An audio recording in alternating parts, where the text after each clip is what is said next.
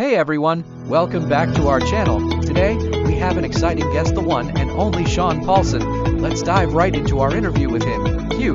Hey Sean, welcome to the show. I'm excited to hear about your crypto arbitrage strategy. Can you share your success story with us? Sure thing. I started with just $25 and grew it to $150,000 in 6 months using this strategy.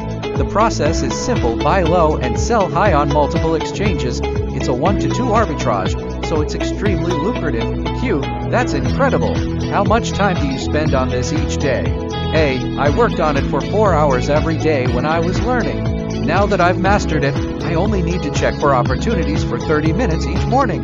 Q, what advice would you give to someone who wants to start trading? A, first, save up some money to invest. Then, join my private Facebook group for support and guidance. Finally, purchase my course for all the details you need to know. Q, thanks for sharing your journey with us, Sean. Is there anything else you'd like to add? A, sure. Check out my website for more info and updates from me personally. You won't find that anywhere else.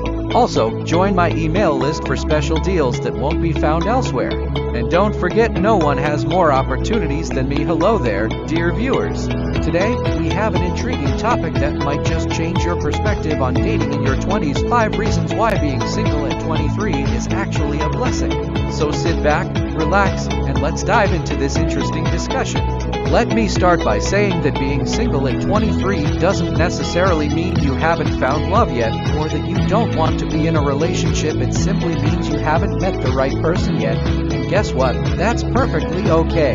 The truth is, sometimes having a partner can actually be a distraction from personal growth or even cause issues in your relationship dynamics. So if being single at 23 has allowed you to focus on yourself and continue growing as an